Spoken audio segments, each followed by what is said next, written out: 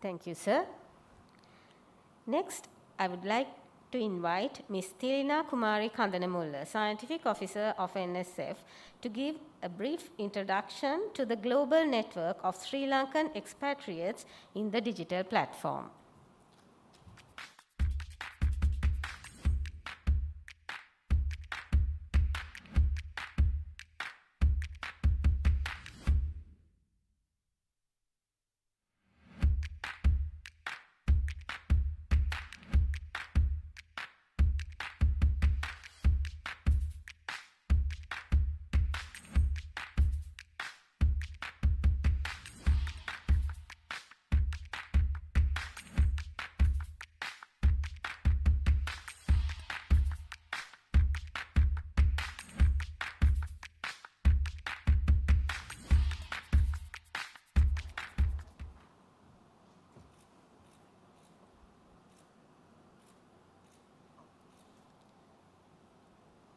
Honorable Sir, ladies and gentlemen, a very good morning to all of you, and let me give you a brief explanation about the network of expatriates of the NSF Global Digital Platform. This is the current distribution of the registrants at the digital platform, and there are 960 registrants from 40 countries with a considerable number of registrants from Sri Lanka as well. And you can see that there's a lot of registrants from Australia and North America.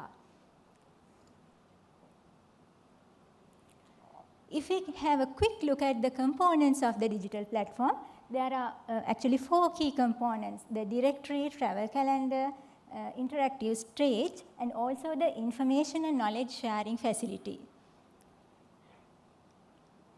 The directory provides information regarding the registered expatriate scientists, their fields of expertise, and their affiliations, etc. And this pie chart shows the composition of the fields of expertise of the current registrants. And you can see that a lot of registrants are there from the having expertise in the field of engineering and emerging technologies.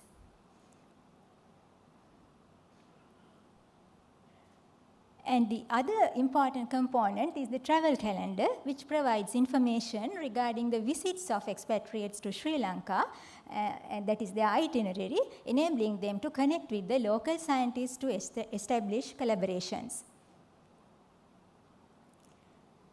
The 4th key component of the digital platform is the Sri Lankan Scientists Interactive Stage, which enables the registrants of the Sri Lankan scientific community to connect with the expatriate to establish linkages upon their mutual interests.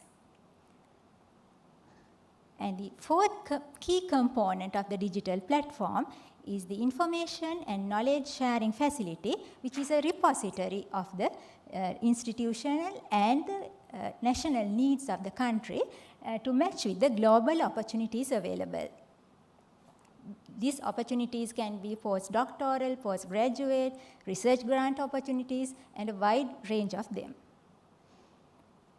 So it's very clear that this platform is providing a great opportunity to match the local needs with the global opportunities available. So what kind of opportunities do we have?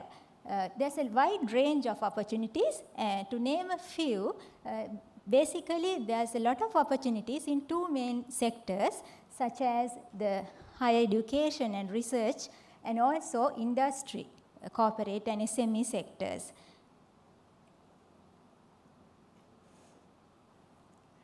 And the key partners of the digital platform, we can identify as universities and academia, research and development institutions, industry, chambers of commerce, to name a few.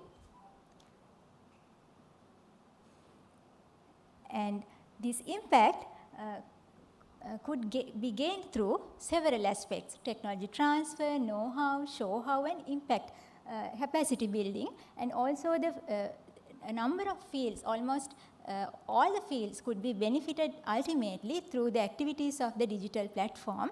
And as our chairman earlier mentioned, they are the higher education, science and technology, industry, trade, FDI, tourism, so on and so forth. And this impact or the increased network between Sri Lankan scientists, Sri Lankan expatriate scientists and the foreign scientists would enhance the global visibility, footprint and the impact of the National Science Foundation, which is a national institution in Sri Lanka, and thereby making it a strategic partner as well as a potential catalyst in the national development. Thank you very much.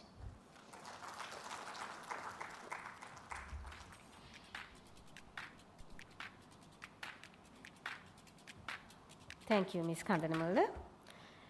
Ladies and gentlemen, the most important event of today and the moment we have all been looking forward to. It is the ceremonial launch of the NSF Global Digital Platform. This will be launched by the Chief Guest, Honorable Prime Minister Mahinda Rajapaksa. The Honorable Prime Minister will be provided with a tab for launching of the Global Digital Platform.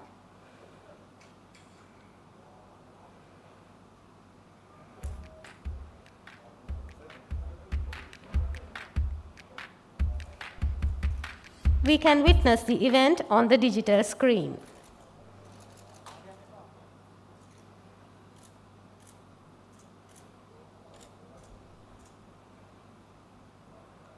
Thank you, Honorable Sir.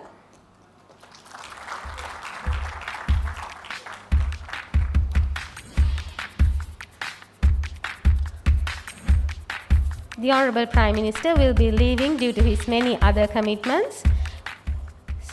Honorable Sir, we are thankful for your presence and gracing this very special occasion.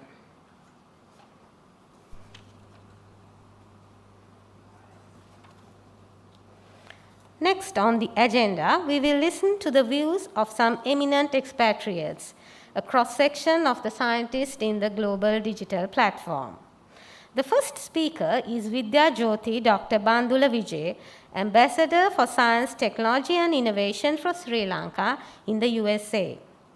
He is an eminent inventor of cardiovascular devices, scientist and engineer, and an entrepreneur. Let us now listen to Dr. Vijay joining us from Houston, Texas. Good morning. Honorable Mahinda Rajapaksa, Prime Minister of Sri Lanka, Chairman Professor Ranjit Senaratne, distinguished guests and dear friends. Thank you for inviting me to speak on this groundbreaking initiative by the Chairman and the staff of the National Science Foundation of Sri Lanka. This effort marks the beginning of a collaborative working opportunity for all of us expatriate Sri Lankans to help the science and technology development in Sri Lanka. You have opened a remarkable opportunity and a gateway to use the highly skilled expatriate scientists, engineers, educators, and doctors from all around the world for the benefit of Sri Lanka and for its economic progress. In 2020, I collaborated with the Air Force engineers and the doctors to develop a novel treatment for COVID patients, which resulted in a system to minimize the need to place COVID patients on a ventilator. 50 units were built by the Air Force and are now successfully used in hospitals in Sri Lanka. This is just an example how these collaborations can help advance scientific development in the country. With the help and advice of expatriates, we can and must fine-tune our education system. Then we will excel in innovation, in social structure, in healthcare of our nation, among other things.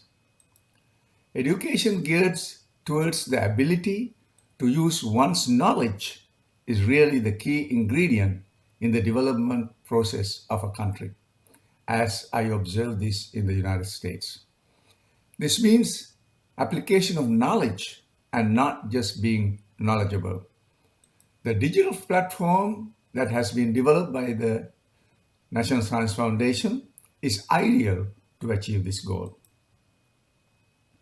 In order to achieve this goal, I like to propose that a mechanism be established with the blessings at the highest level of the government to make this initiative work for the benefit of our nation.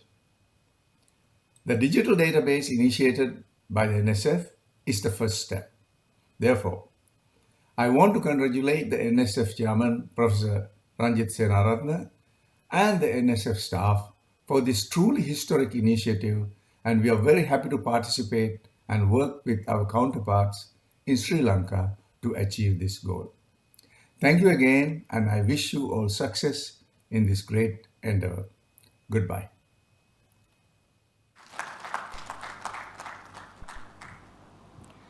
The next speaker is Professor Dilantha Fernando, Dean of Studies, St. Paul's College, and Professor at the Department of Plant Science, University of Manitoba, Canada. He is a world-renowned plant scientist focusing on plant pathology, biotechnology, and microbiology. Professor Ranjit Senaratne, Chairman, National Science Foundation, National Science Foundation staff, and distinguished guests. Thank you for your kind invitation to speak on the inauguration of the digital platform to develop collaborative endeavors among the expatriate scientific communities and Sri Lankan researchers and students.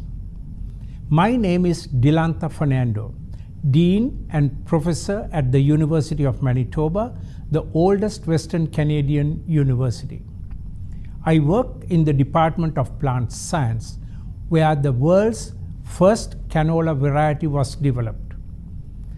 You may know that the healthiest edible oil in the world now is canola, and I'm proud to be associated with this crop and doing research on this crop.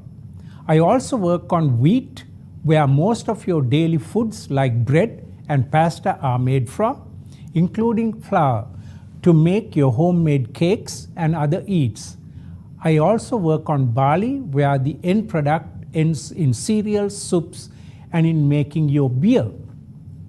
Now, for my vision for the digital platform. As you know, Sri Lanka is a tropical country enjoying the luxury of two major seasons for agriculture, Yala and Maha, and a country that most crops and fruit trees grow.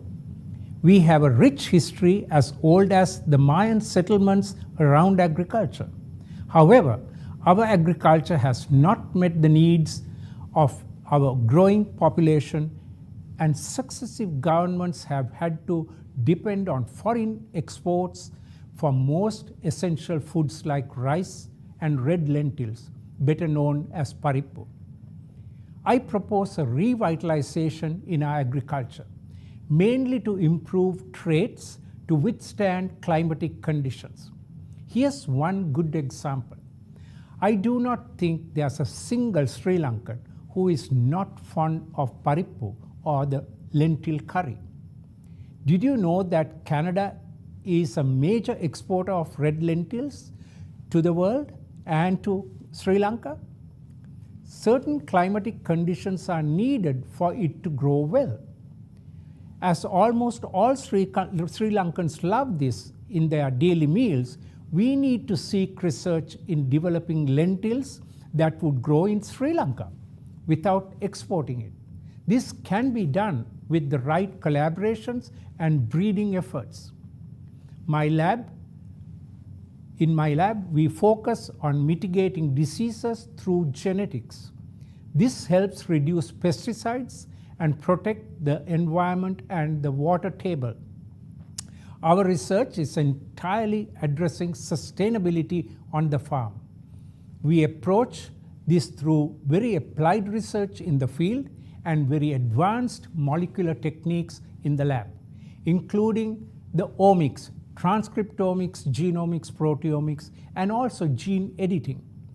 Gene editing, such as CRISPR technology, is non-GM and allows the needed gene editing to improve crops and to mitigate diseases. Once fundamental and applied research is combined and taken to solve agricultural issues, you end up with high yield and excellent productivity without compromising the environment. Climate change is real, and we need to address this at all levels in our research.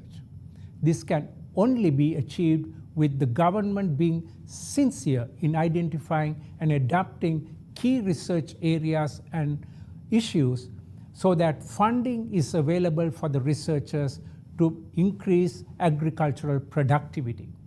Research funds should be given to scientists to investigate and train the young researchers to establish a network of well-trained researchers to be our future scientists. Hard work is so important. My lab receives over $1 million in research funding each year to investigate key questions and bring solutions to the Canadian agriculture sector. We receive these funds each year as we have always delivered through novel research findings. For example, major Canadian trade issues have been solved through our research, adding an estimated $3 billion each year to the Canadian economy. I was fortunate to be invited by the Minister of Agriculture in Canada to address the European Union and the Parliament members of the EU in 2021 to showcase our success in agriculture in Canada, achieved mainly through a sustainable approach through genetics in applied and fundamental research without harming the environment. So I invite Sri Lankan scientists and young researchers to join to help Sri Lanka's future agriculture to be taken to new heights through collaborative opportunities to team up with expats who are willing to give a helping hand through this digital platform. I will be happy to assist and be part of this journey and Sri Lanka's future. Thank you for inviting me, Professor Senaratne, and the National Science Foundation. Thank you. Thank you, Professor Fernando. Next, we have Professor Monty Kasim, President of Akita International University, Japan. He will be joining us next, and Professor Kasim has been successively appointed as President of Ritsumeikan Asia Pacific University and Vice Chancellor of Ritsumeikan Trust since 2014. I believe this is his 50th year in Japan. Over to you, Professor Kasim. Oh, thank you very much, Dilanti. And thank you, Dr. Ranjit Senaratne, Chairman of NSF, and an old friend, for inviting me to be part of this fantastic occasion. It brings warmth to our hearts and energy into our bones.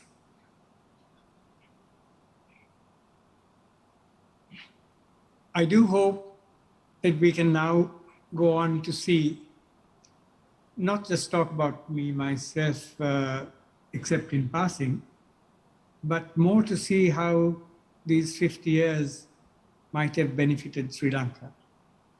And that is largely to see how we can leverage on Japanese science and the expatriate community here to work with all of you who will come on board this platform that NSF has so wisely put up, so that we can all join forces to do something that is really, really spectacular.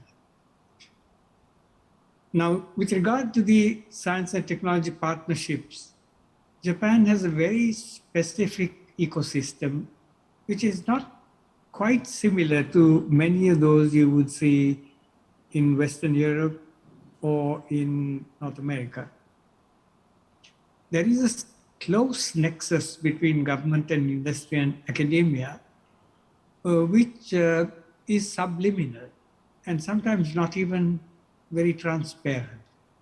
So you just have to be here for a long time before you can get your foot into the door and find out what's happening. There are many things we can learn in respect to science policy, for example. Dr. Bandula Vijay talked about the need for government commitment. And Japan is a fantastic example of government commitment over the years, quietly working towards bringing frontline technologies to industry and to society. Now, I do know that their Science Foresight program tries to envisage where this investment should go. The outcomes are a very different model from the Silicon Valley model of innovation. But I do know that there are wise investors who are targeting this very, very low-key innovation that continually happens in Japan. And a lot of that is channeled through tech-savvy, small and medium-sized industry, which have been around sometimes for 100 to 200 years. So this exploration of what the relationship between Japanese science and Japanese industry is an area that this platform would benefit by, particularly when it comes to getting the commitment and the support of government to promote science. I think the NSF has a partnership with the Japan Science and Technology Agency, which was launched when I was involved with Sri Lankan science at the very center. And I hope that we can build on this, and I will be happy to advocate for you. The head, Professor Hamaguchi, is an old colleague and friend, and together with him and the head of the Japan Society for the Promotion of Science and the Science Council of Japan, I think you can bring a lot of insights into how Sri Lankan science policy can support our scientists and also contribute to industry. So in this respect, Japan does not only exclusively direct its funding towards Japanese scientists. It works in collaboration with both the developing, emerging, and developed economies to create fantastic new partnerships. So these three institutions I just mentioned have collaborations worldwide, and any young Sri Lankan scientist who gets into this network will have global access to the highest levels of science. I will certainly do my very, very best to see that there are more and more Sri Lankan scientists who can enjoy the fruits of this. For example, in regard to human development in science, the government of Japan is engaging with emerging economies to create universities which can be world-class. The Egypt-Japan University of Science and Technology, which I was involved in founding, the Vietnam-Japan University, where I'm still a member of the Board of Governors, and the Malaysia-Japan Institute of International Industrial Technologies, as well as the IIT Hyderabad's Japanese elements. These are all places where governments have worked together to bring Japanese science to their countries. I think using the NSF platform, we can do the same to actually bring Japanese science to Sri Lanka in a novel and unusual and perhaps much more innovative way as well. Linking science to value addition is the key. We tend to focus as an emerging economy on the economic values, but today investors are moving towards a multiplicity of values. They're moving towards environmental value as represented by the SDGs, and ESG finance is a case in point. They're moving towards social values, and Japan has articulated what it calls Society 5.0, where the new industrial revolution with digital transformations as well as other transformations in science will add to our national economies. This is called Industry 4.0, as envisaged by Charles Schwab at the Davos Forum. Now, Japan is fully committed to Industry 4.0, the new generation of industry, Society 5.0, where no one will be left behind in this industrial transformation, and the SDGs and ESG finance, which actually bring an inclusive character to the innovations that come around us and pay heed to what damage we do to the environment. Now, in Japan, I was involved in setting up a non-profit general purpose association legally registered in Japan called the Sri Lanka Japan Collaborative Platform. Now that platform has about 8 what I call propulsive projects that are very relevant to Sri Lanka.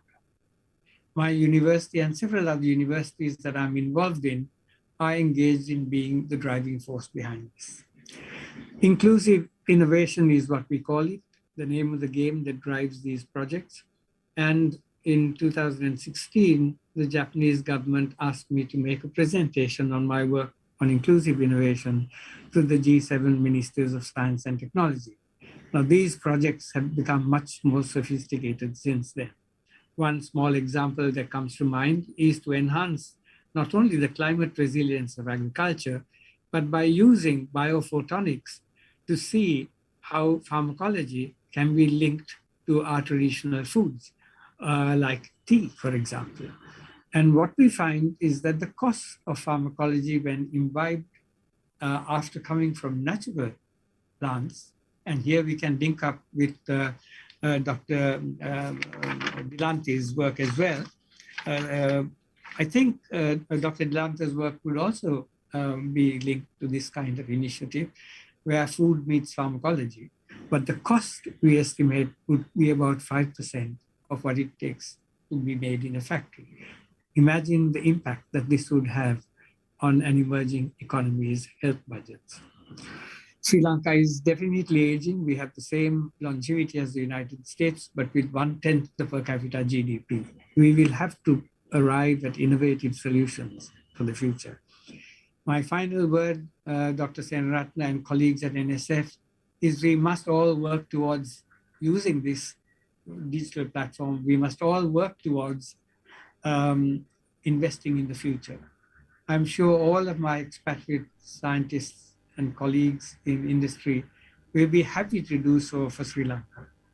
We must leverage on the new investments that are being made in countries like Japan, in quantum science, in space research, in adaptive robotics, in climate resilience, disaster risk reduction, AI, IoT, non-conventional renewable energy sources, and power storage systems. All of these are going to power the future of global economies. And we must be there in the front line.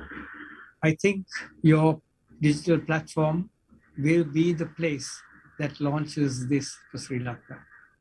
I would like to conclude with the words of Dalai Lama. Give ones you love wings to fly. And Sri Lanka has certainly done that. And we expatriate scientists are proof of these wings to fly. Give the ones you love wings to fly, roots to come back. This platform gives us a place where we can put our roots down. And Dalai Lama says, give them reasons to stay. And I think Sri Lanka's success in the transition from an emerging economy to a developed economy by 2035 will be the reason for us to stay. The joys of seeing our compatriots, our motherland thriving is what every Sri Lankan expatriate scientist yearns for. I think I share this message not just from myself, but I think it represents what all of us out here away from Sri Lanka feel in our hearts for our country. I have no doubt that this work that Dr. Ranjit Senaratne has initiated at NSF will go on to greater heights, and I urge you to also prepare a kind of a physical space that can be attached to this digital platform where our scientists can come back and work at. SLINTech at Sri Lanka Institute of Biotechnologies, those are locations where we can start this and link them also with the other higher education and national research institutions in Sri Lanka. These, I think, would be the synergies that we need to actually root things in. There are models in Japan. His Excellency the President has visited the Okinawa Institute of Science and Technology, and I'm the Deputy Chair of their Board of Councillors. And I'll be happy to get them on board to help Sri Lanka. Similarly, the National Institute of Advanced Graduate Studies, Sokendai, I'm also on their board. They do help, they do get young people, 1/4 of their student body is from outside Japan. They get them placed in the National Research Institutes of Japan, ranging from the human sciences to the advanced natural sciences and engineering sciences, as well as medicine. There are 20 programs of excellence that this university has, and it would be wonderful if you can see young Sri Lankan scientists coming and being stimulated. Japan has a lot of mechanisms to bring scientists from emerging economies to experience these institutions. They are globally relevant institutions that I would very much like to see you become a part of. And this platform that Ranjit has created with his colleagues enables us to work towards it. Thank you very much for your time.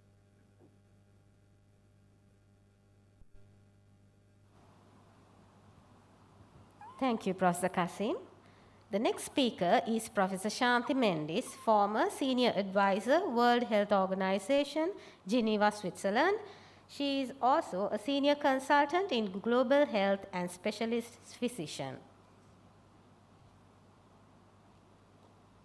Congratulations to the National Science Foundation and Professor Ranjit Senaratne for taking this visionary step to launch a digital platform to advance the research agenda of Sri Lanka.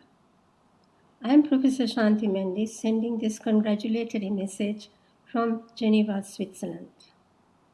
This platform will facilitate scientific collaboration, which is vital for scientists, particularly to local researchers working at the cutting edge of research. When I was engaged in medical research in Sri Lanka for nearly 20 years before I joined the World Health Organization in Geneva, I always found it very useful to share my research and data with scientists working abroad. I found that it added a new dimension to my work. In fact, the COVID-19 pandemic has demonstrated in an unprecedented manner the critical need to share data in real time. The platform also has the potential to enhance creativity and innovation through technology transfer and joint publication with Sri Lankan expatriates, many of them holding senior positions in academia and research and development institutions all around the world. The platform will also create greater opportunities for higher education for young scientists and capacity strengthening of research institutions in Sri Lanka.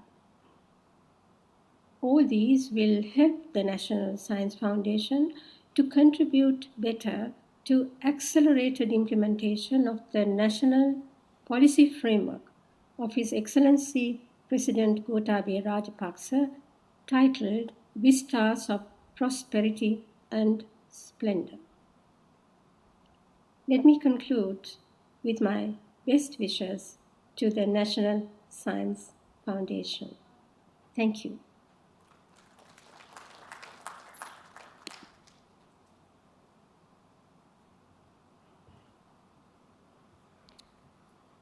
The next speaker is Professor Dilanthi Amaratunga, Professor of Disaster Risk Reduction and Management and Head of the Global Disaster Resilience Center, University of Huddersfield, United Kingdom. Professor Amaratunga will now join with us to express her views.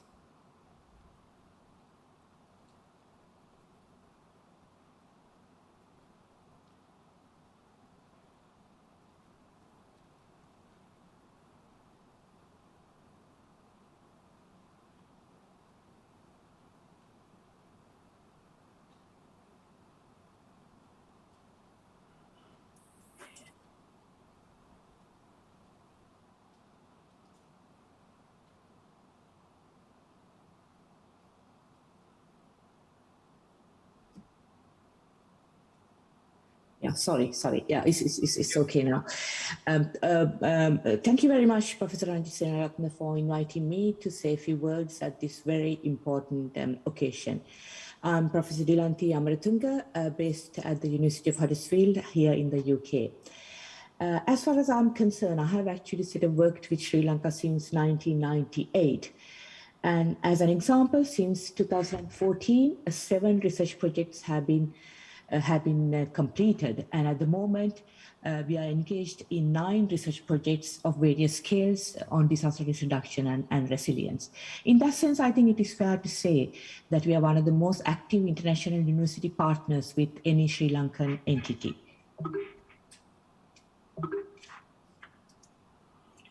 So UK International Research and Innovation Strategy. As we all know, UK is a world-leading research nation with a well-rounded, impactful and globally connected research base. With only 0.9% of world population and 4.1% of researchers, we account for 10.7% of citations and 15.2% of world's most cited, highly cited articles. Over half of the UK scientific papers have international co-authors. And also 72% of active researchers in the UK are internationally mobile. And also it is fair to say that UK has produced and attracts some of the most talented people in the world. Since 2001, for example, there have been 20 British Nobel laureates. Sri Lankan academics contribute heavily, positively towards the UK International Research and Innovation Strategy. In that sense, as highlighted by several previous speakers before, many want to share their skills and knowledge with their home continent. Harnessed correctly, their inherent bias towards the homeland can act as amplifying nodes in powerful cross-border networks. They can lend not only their expertise, but their professional reputations too. However, a lack of credible and pragmatic mechanism has hindered contributions to Sri Lanka, while several other countries derive remarkable benefits by harnessing expatriates. In that sense, I very strongly believe that NSF Digital Platform can play a major role in facilitating this process. This is a snapshot from a recently completed project with several Sri Lankan partners, which highlighted several barriers to international collaborations. As you can see, lack of networking opportunities and also lack of institutional support, difficulties in finding partners, cultural differences and language differences also was highlighted. Again, in this sense, I very strongly believe that NSF Digital Platform can play a major role in supporting the researchers to overcome these barriers. This is actually a wish list from me on the NSF platform. I hope it will bring together talent. It will connect researchers, support their development and the translation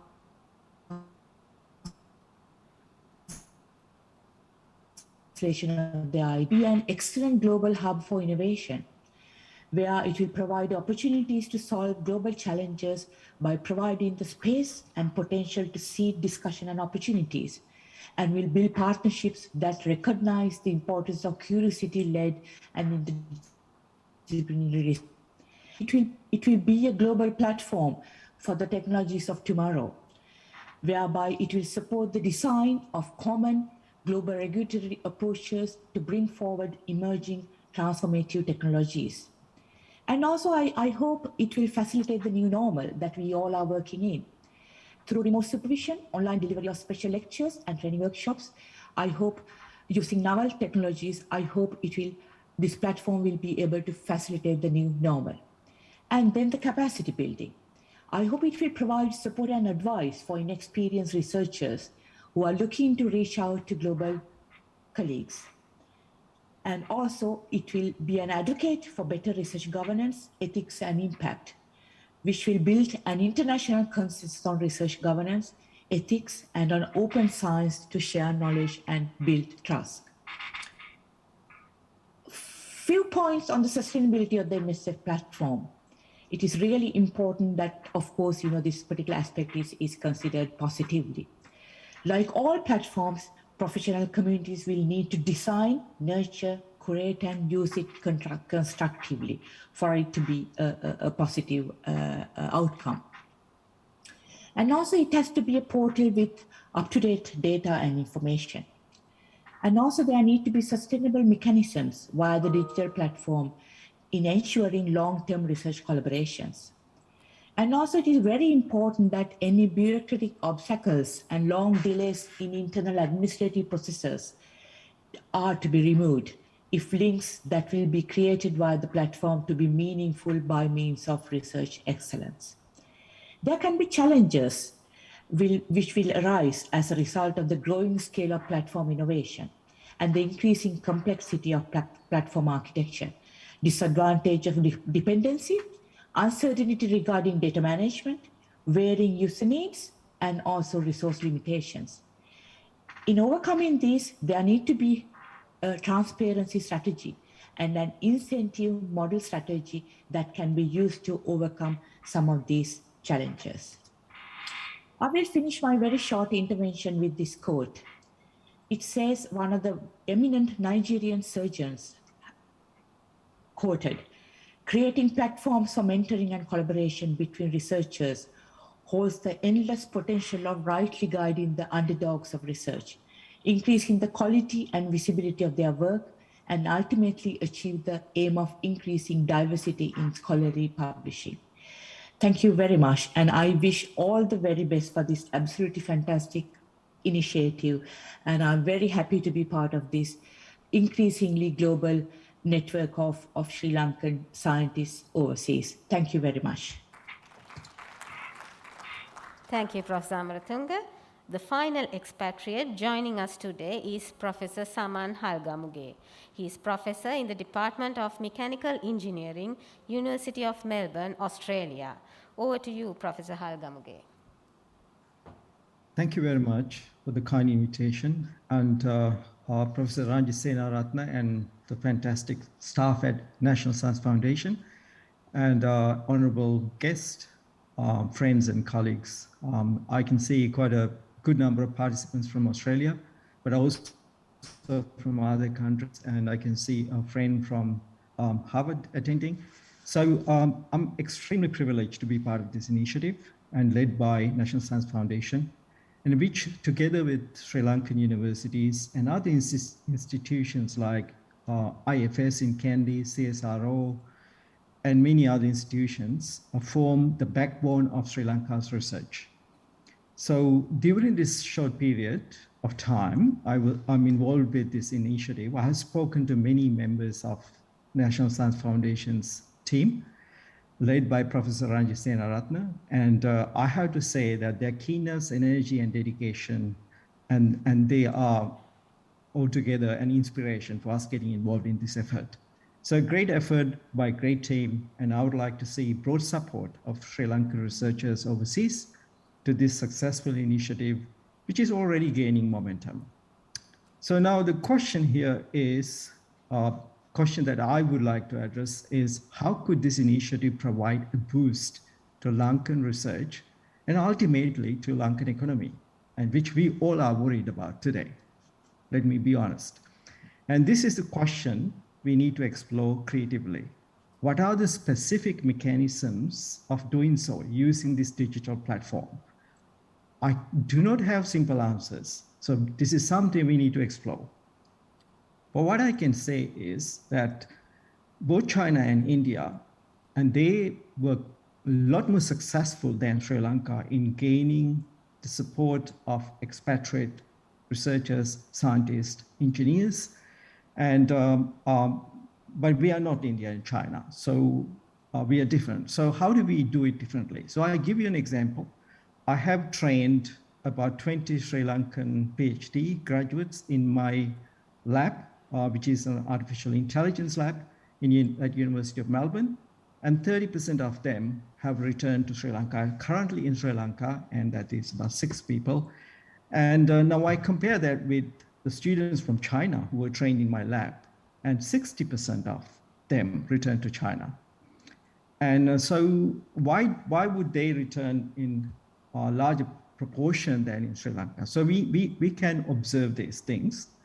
And now I have to say, I observed that some of the export industries in Sri Lanka have been successful during the pandemic years, which is great news, and particularly in these difficult times. So now there are some new opportunities coming up. So how do we actually serve and support the industries to which fuel the Sri Lankan economy and to be more successful? And how do we help Sri Lankans to create more value-added products and services that can be used in Sri Lanka, because we have a very vibrant local economy and or need, and also overseas. So how do we strategically place Sri Lanka as a country for advanced products and services beyond current focus on things like tea and textiles? I'm not saying that we have to cut down those things, but what I'm saying is, in addition to what we have, can we actually develop or support Sri Lankan economy through Sri Lankan industry by providing stronger support using expats? And for that, I think this digital platform can play a significant role. So now, why am I saying this? If we achieve this, Sri Lanka will be able to keep some of their smart people and even to get some of the researchers back from overseas, like China and India have managed to do. So, and as I said, I'm working in an area called artificial intelligence, which has many, many applications in many areas that we heard about today from my distinguished colleagues. And so I hope to explore this direction enthusiastically. I wish this initiative all the best, and I wish that it will be a catalyst for positive change in Sri Lanka in future. Thank you very much.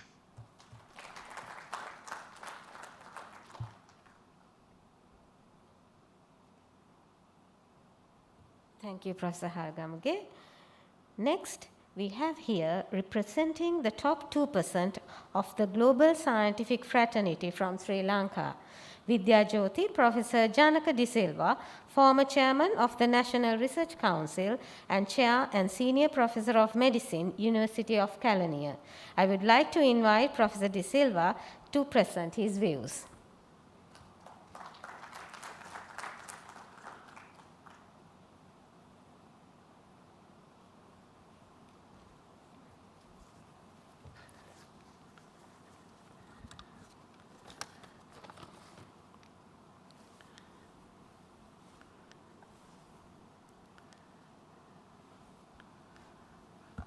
Good morning. Chairman of the National Science Foundation, Chairman of the University Grants Commission, Vice Chair of SLUSCOM, distinguished guests, ladies and gentlemen, including those joining us online. So these are reflections on scientific research in Sri Lanka in 5 minutes, and I'll stick to time. One way in which a country's progress is assessed is by measuring how much knowledge it generates. This in turn is measured by its research output, commonly measured by publications and patents.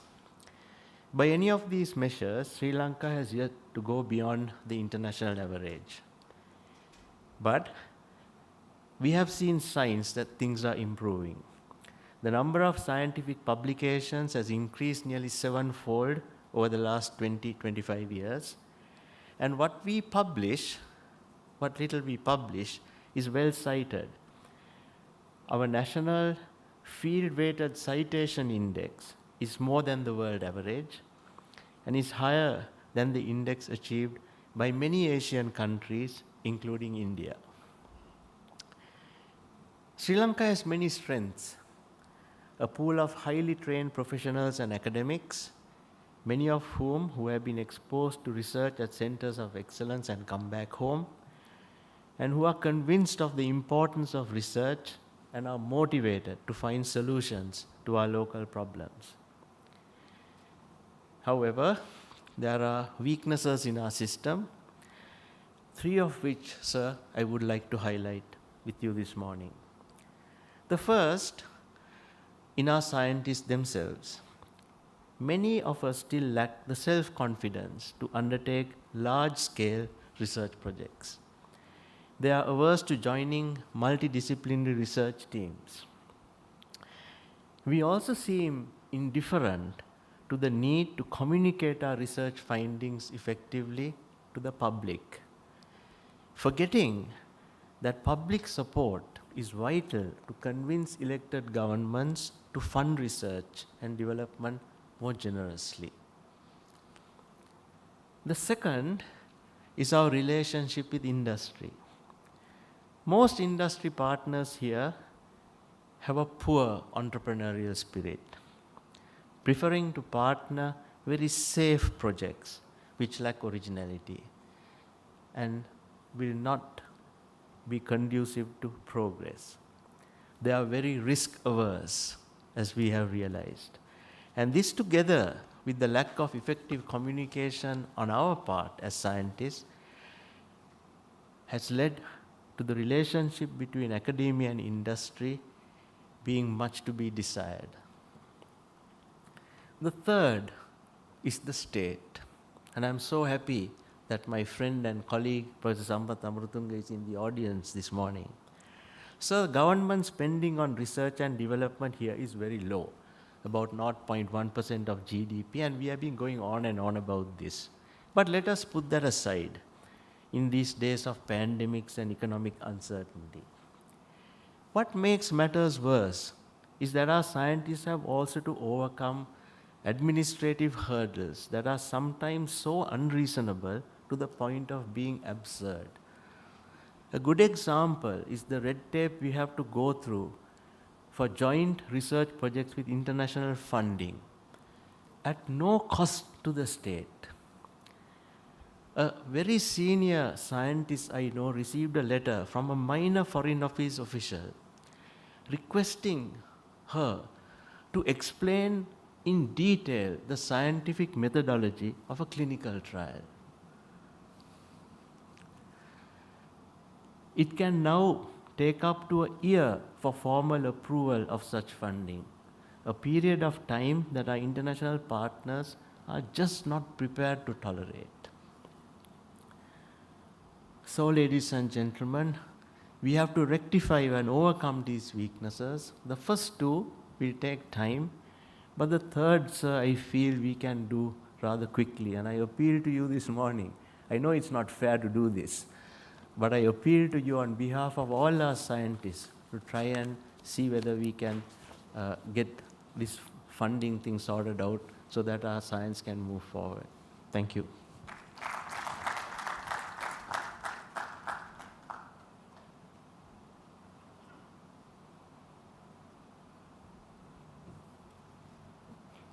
Thank you, sir. It is my pleasure to invite the chairman of the University Grants Commission, Senior Professor Sampath Amaratunga, who is also the former Vice Chancellor of the University of Sri Jayawardhanapura, to address the gathering.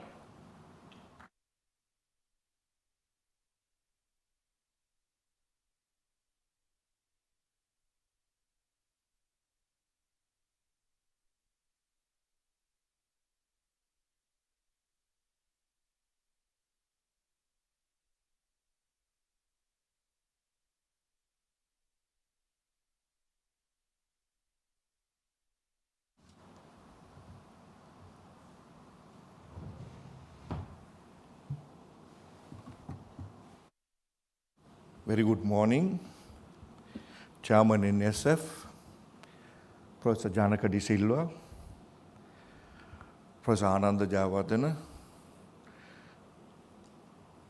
ladies and gentlemen. Thank you very much giving me this opportunity to say a few words. I will show you some results. It's about teaching, learning, and examination.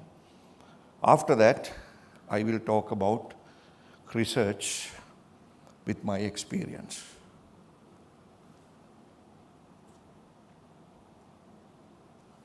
You can see this. This is what we have achieved. This is during the whole pandemic. You can see how we are functioning our system. So before the pandemic, you can see there was no conferencing, video conferencing. You can understand the experience of using this digital platform in Sri Lankan universities. It is almost zero. In 1987, I was a final year student in the Department of Economics at Jayawardenapura. Only just 2 weeks to start university examination, the final, universities were closed for 3 years. We were in the industry and working in the industry for 3 years to get the final exam in 1990. So with the pandemic, His Excellency, the President, wanted University Grants Commission somehow to continue the education. So I have clearly explained him that without providing free data for poorest of poor, 60% of undergraduates in 17 national universities are scholarship holders, either bursary or Mahapola. So their income ceiling is 500,000 per annum. That is the ceiling. Most of them, the average is less than 200,000. So you can just imagine, without providing free data, how can we run a system like this? So government provided free data until now. Then with the Zoom technology, once you log on to Zoom, you have to pay for data because that goes to US servers. We wrote to them, US, and explained the situation, the sudden collapse of this education, and requested them to build parallel servers here in Colombo UCSC to continue this Zoom technology for free of charge. So generously they have provided everything free until 2021 December 31st. Then I have promised them that we are going to purchase accounts, maybe more than 25,000 in 2022. So as we promised, today we are running on Zoom with all accounts which we have purchased. Then you can see how we started. Jaffna University Arts Faculty, they have conducted a very important survey, and they said only 47% have instruments to come online. Then others, they use mobile phones. They don't have computers. But until now, no one complained that they don't have computers. This is the beauty of our higher education system. Everybody have 3A passes.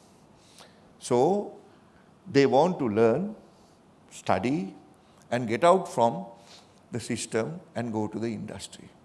So we have capitalized that. You can see today we are almost 100% running all 17 universities online, and all our laboratories are open during this pandemic situation. Another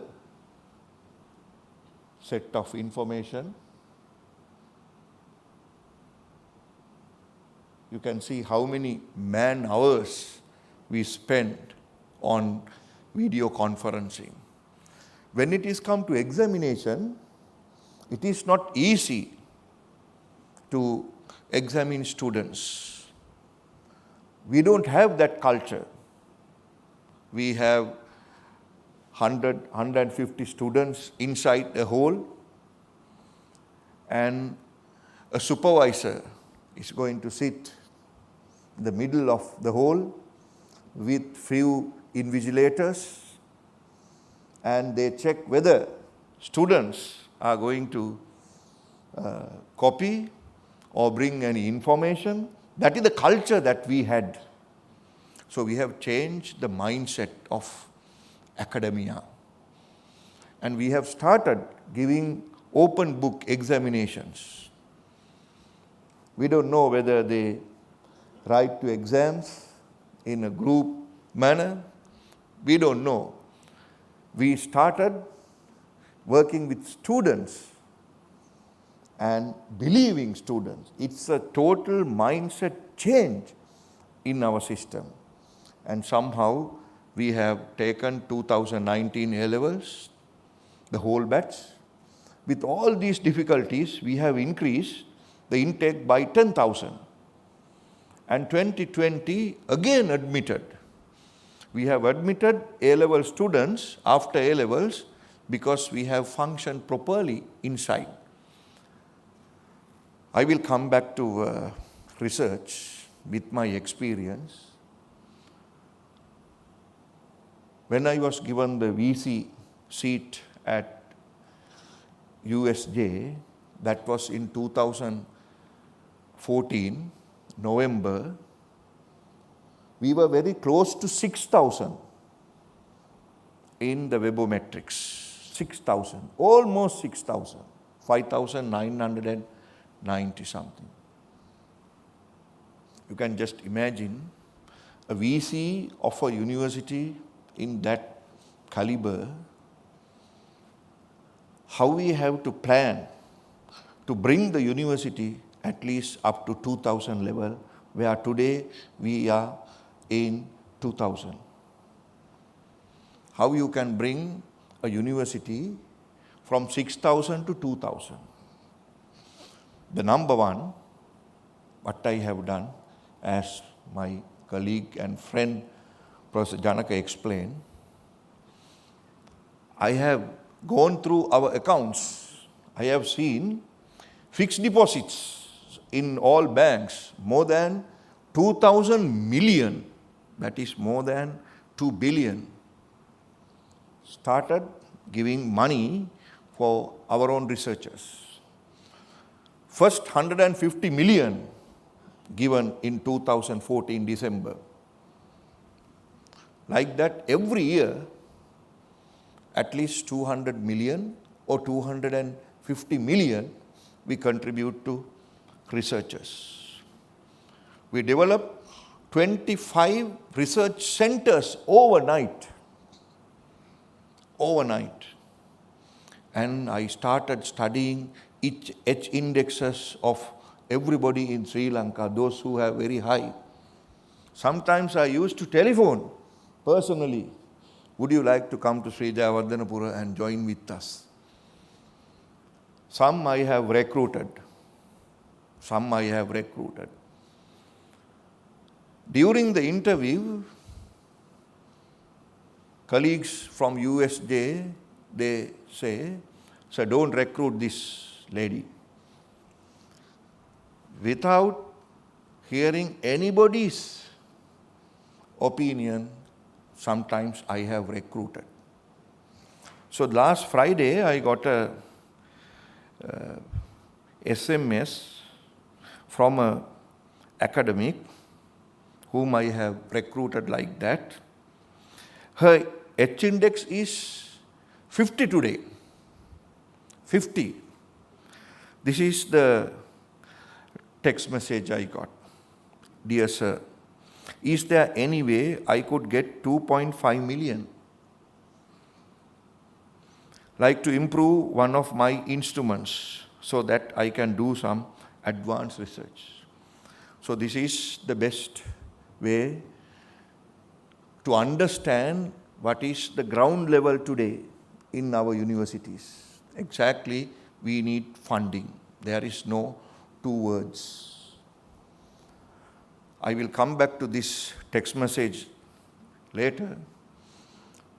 Then at Jayawardhanapura, I have seen social sciences component is more than 80%. The management faculty covers more than 50%. They engage in research, but they more related to companies, private sector, and consultancy. Then I came to know, definitely, I have to bring the science base. Started engineering, and I said, without a PhD, I am not going to recruit.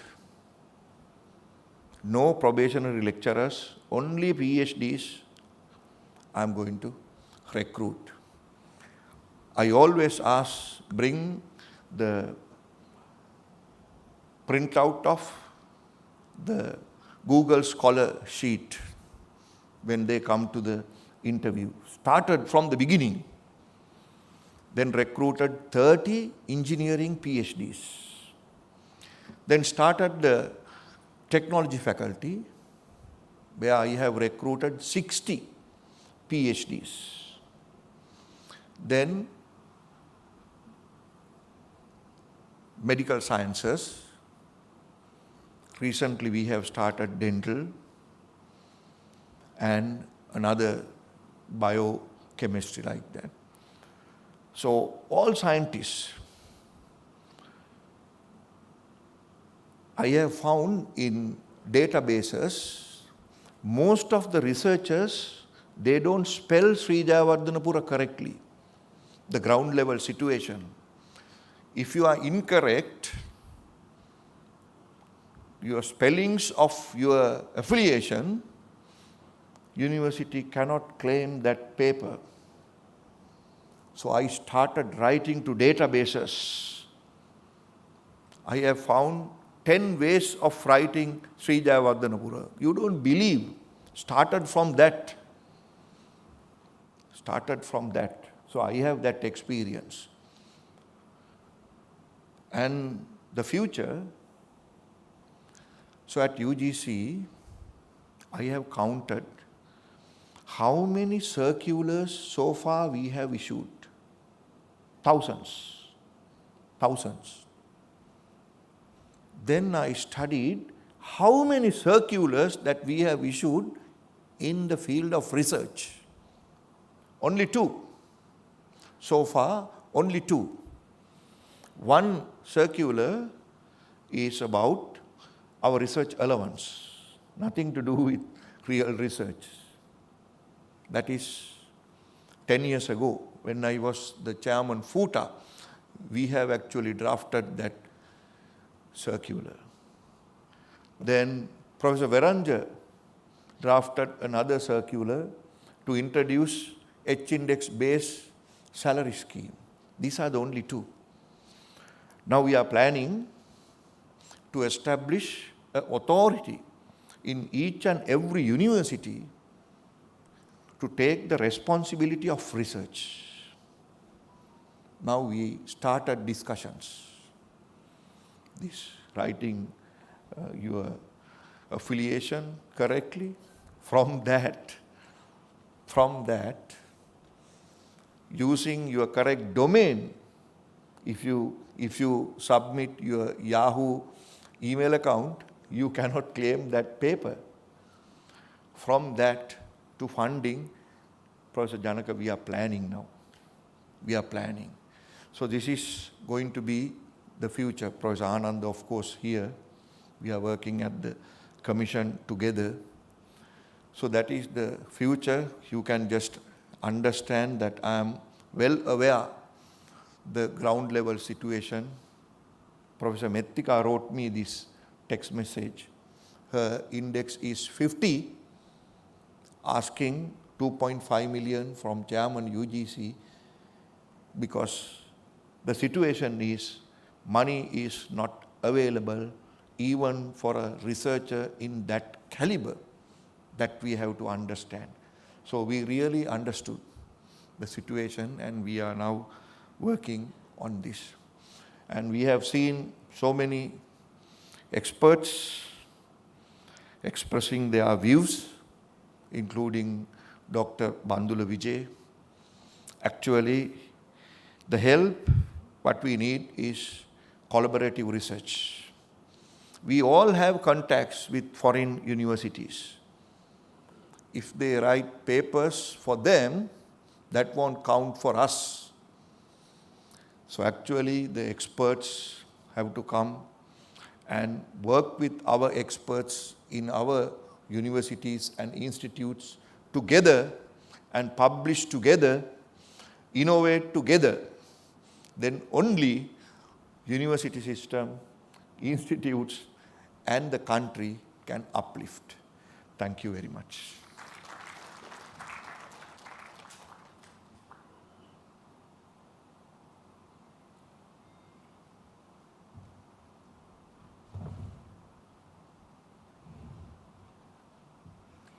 Thank you, sir, for your commitment to higher education and research in Sri Lanka. Next, I would like to invite Mr. Ashik Ali, Vice Chairman of SLASCOM, the strategic partner in developing the digital platform, to address the audience.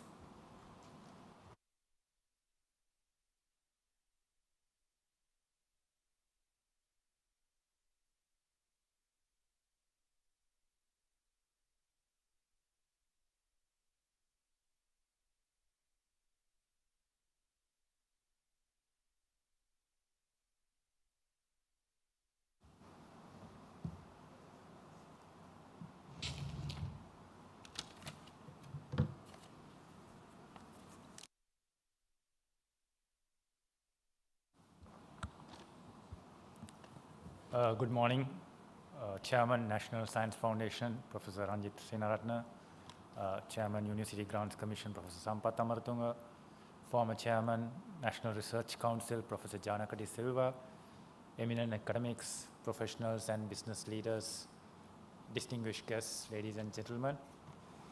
On behalf of SLASCOM, Sri Lanka Association for Software and Services Companies, I'm privileged to address this August gathering for the launch of National Science Foundation's digital platform that aims to create collaboration between Sri Lanka and our learned and accomplished Sri Lankan community residing all over the world for the purpose of national development.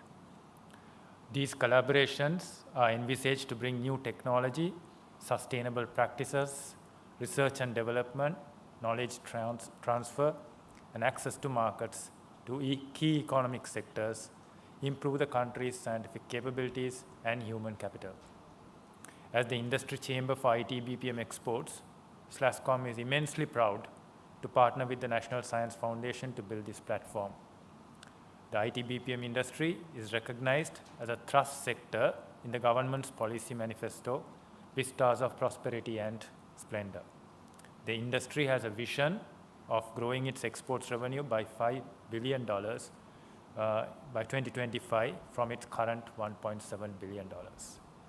To achieve this growth, it will expand its workforce from 85,000 to 200,000 and catalyze and help grow 1,000 startups.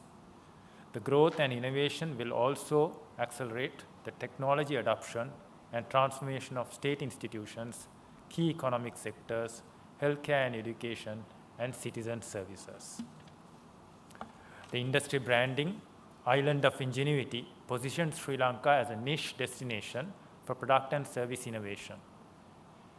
Building on an unblemished record of delivering world-class IT BPM solutions for over 2 decades to some of the largest organizations in the world, the industry is poised to create centers of excellence in artificial intelligence, blockchain, cybersecurity, intelligent process automation, and other emerging technologies such as drones and Internet of Things. Developing our human capital towards this end is one of the key success factors that requires the support from all of you. We had with us today Professor Sampath Amaratunga and here Professor Anand Jayawardena. We also have Chairman ICTA, Mr. Oshada Senanayaka here, who have been key supporters of the industry growth.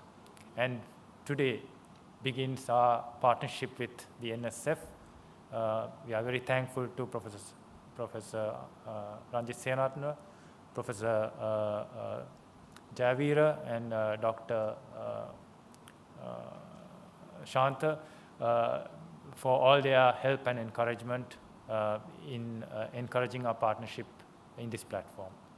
Being a relatively smaller country with limited population, there is a strong focus to foster the creation of intellectual property in disruptive and transformative products and platforms to attract investments and achieve exponential growth. The industry is also positioning itself as a gateway to fast-growing and large South Asian markets, leveraging its strategic geolocation. The Colombo Port City and regional technoparks in Galle, Kurunegala, Kandy, Habarana, and Nuwara will offer state-of-the-art office space, linkages to universities, schools, healthcare, living and recreation facilities, 5G and fiber connectivity, green infrastructure and energy, coupled with progressive and investor-friendly policies to attract Sri Lankan and foreign IT BPM firms to set up and expand.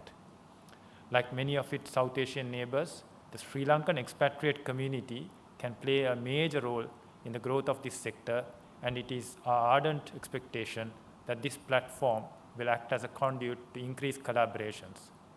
We look forward to engaging with over 800 eminent persons already registered in the platform towards this goal.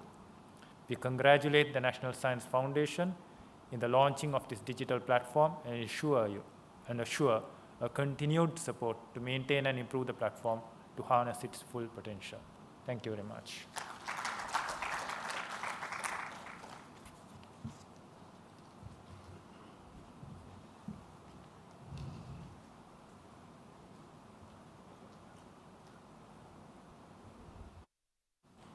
Thank you, Mr. Ali. Ladies and gentlemen, we can now witness the official signing of the Memorandum of Understanding between National Science Foundation and SLASCOM.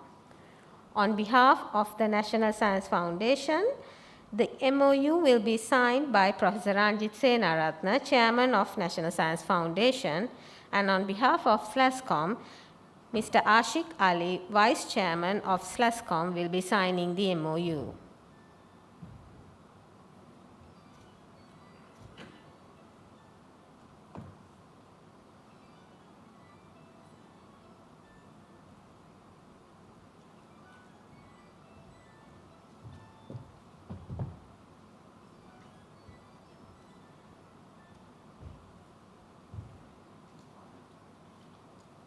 Let me now invite Professor Senaratne and Mr. Ali onto the stage for signing of the MOU.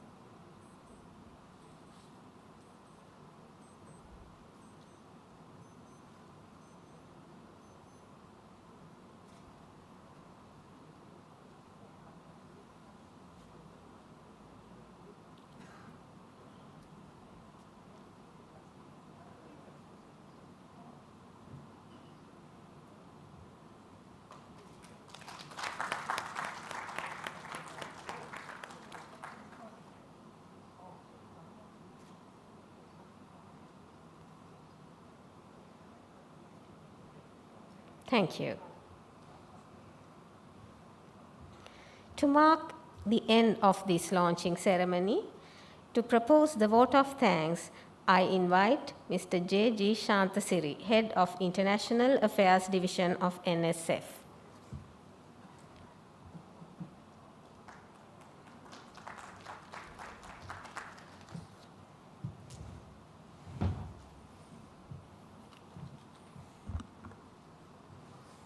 Professor Ranjit Senaratne, Chairman of the National Science Foundation, Professor Ananda Javadana, Mr. Ravinda Padmapriya, Acting Director General of the NSF, Professor Janaki De Silva, and distinguished invitees.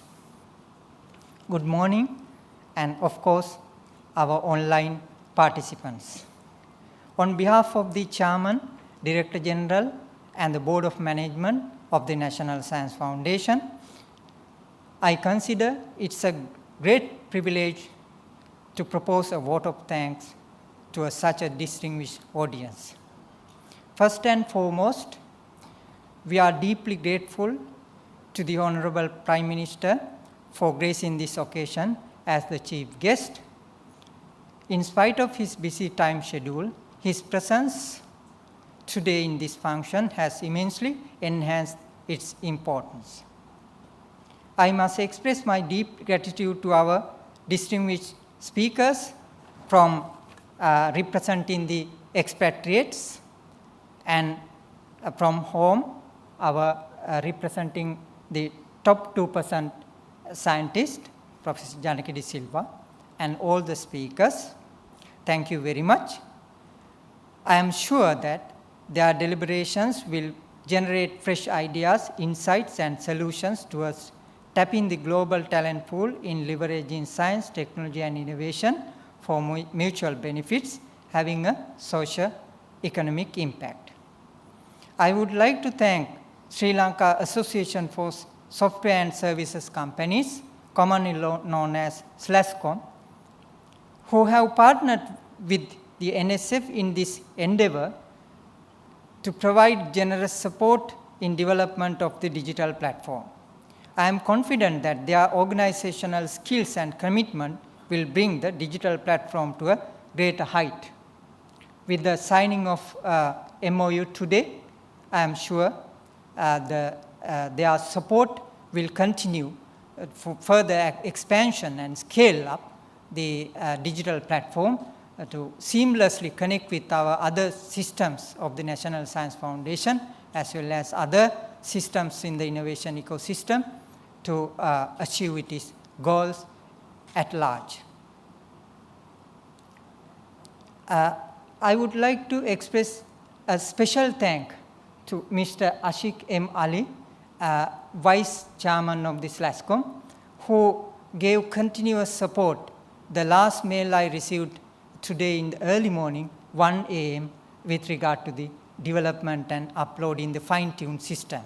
Thank you very much for your kind cooperation and dedicated support. I would like to thank the present chairperson of the SLASCOM, Ms. Sandra De Silva. Due to unavoidable circumstance, she was unable to come in person, but with her dedicated support in developing this system, we acknowledge with sincere thanks. And also, this development was in fact initiated in 2020. By then, the chairman of the SLASCOM was Mr. Channa Manoharan. I would like to appreciate his great support in developing this platform. The generous support extended by SLASCOM, we have to acknowledge here because their support gave us with limited resources, NSF enabled to launch a marvelous platform today. I wish to express our sincere appreciation for participants who attended the event in person and online, from home as well as from overseas. Your participation made the event a glamorous and memorable occasion. I extend my sincere appreciation to Professor Ranjit Senaratne, Chairman of the National Science Foundation. Sir, you was instrumental and behind us in this endeavor, from idea genesis to the development to the present level. So with your personal commitments and relationships help immensely to develop the platform as well as the snowball effect, which was really was momentum, so that we were able to get eminent expatriate, a galaxy of eminent expatriate on board, registered with the platform. So some of them were at the gathering today. You were witness. I would like to thank the NSF Board of Management for blessing. Their blessing has turned this event into a grand success. Mr. Ravindra Padmapriya, Acting Director General of National Science Foundation, thank you, sir, for your continued encouragement and support in this endeavor. My sincere appreciation goes to Dr. Tamara Dias, Additional Director of the National Science Foundation, for your guidance and support, especially the technical and scientific matters, handling in that aspect. This type of event cannot happen overnight, where substantial planning, coordination, dedication, devotion, and perseverance is required. My heartfelt thanks go to my team at the International Affairs Division of NSF, who have worked with great dedication to make this event a success. I should mention Mrs. Thilina Kandanamulla, who was my great strength in this endeavor. I extend my sincere appreciation for all the staff members of the National Science Foundation for their support extended in organizing this event successfully. My special thanks goes to Professor Prasad Jayavira, Department of Computer Science, Sri Javadanpura University, who were part of our team from the beginning to this date, and I am sure his support will continue to obtain in this endeavor, particularly in troubleshooting, in developing at certain stages of the digital platform. Our appreciation goes to Swedish audiovisual and on-site team for hosting the event in hybrid mode. I would like to thank Honorable Prime Minister's Security Division for their excellent coordination and support extended, which we enable to hold the event very smoothly. Let me thank BMICH and its staff for excellent hall arrangement and associated logistical support. I also acknowledge Mount Lavinia Hotel for their hospitality service.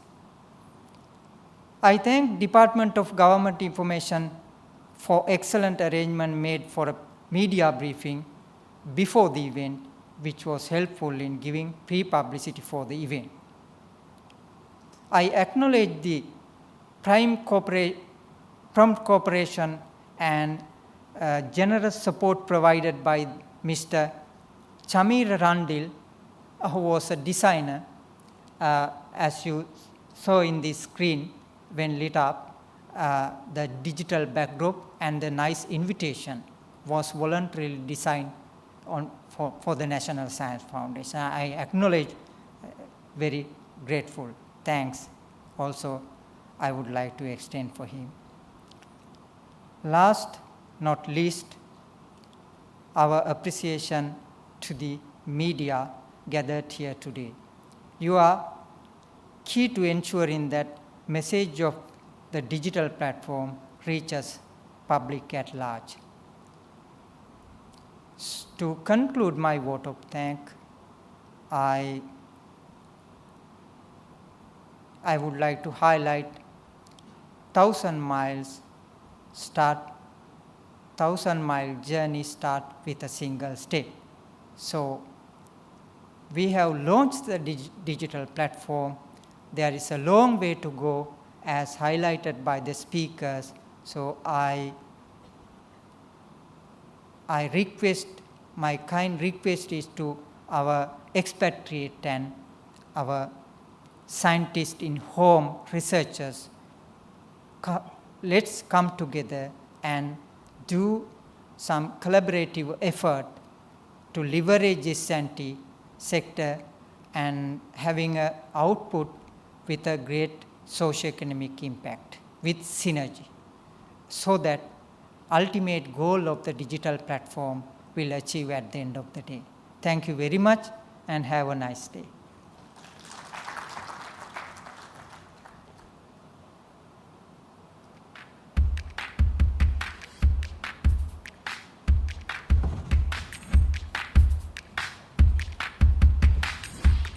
Thank you, ladies and gentlemen. That brings us to the end of this launching ceremony.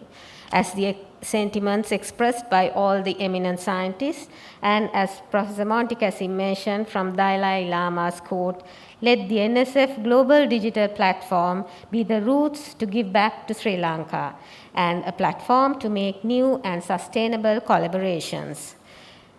Thank you for your presence here today, and I wish you all a good day. Whether physically present or not, we are all Sri Lankan at heart.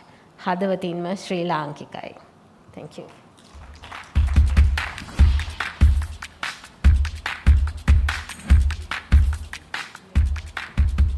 Ladies and gentlemen, refreshments will be served outside in the lobby.